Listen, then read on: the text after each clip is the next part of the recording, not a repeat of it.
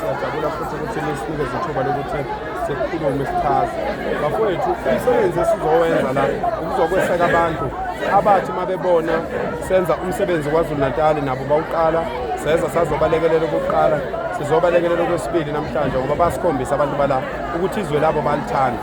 So ke into yokuqala emqoka bafowethu ukuthi kuthandwe izwe. Kufanele sithande izwe size sibadlula abaholi.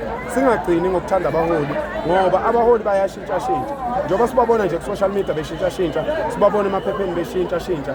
Thina-ke singabanikazi bezwe yithi iy'ngane zala ezweni. Uma ngabe abantu abawu-30,000 baseMalawi bekwazi ukuphumela endaweni eyodwa njengalaphana eThekwini, bangaki abantu abala ezweni? Kutholakala ukuthi bonke labantu abawu-30,000 abanawo amaphepha. Bangaki-ke abantu abalapha ezweni abangenawo amaphepha?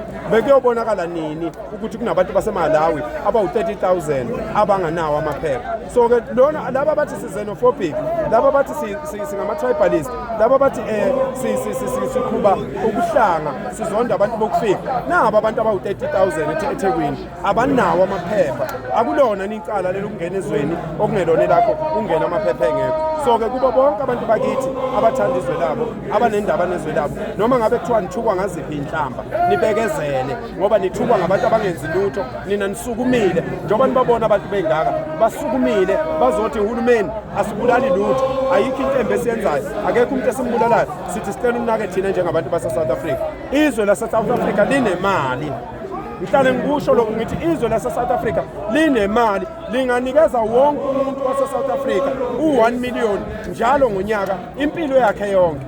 Nalo usuku olunganqunywanga yibo abangahlangene nalo sebelikhiphela u-600,000 usuku olulodwa, 600,000, 600 million, sorry, 600 million usuku olulodwa. Ngosuku abanganqumanga bona okungelona olwabo abangazi ukuzokwenzakani ngalo sebekhiphe u-600 million. Abantu e-South Africa bawu-70 million.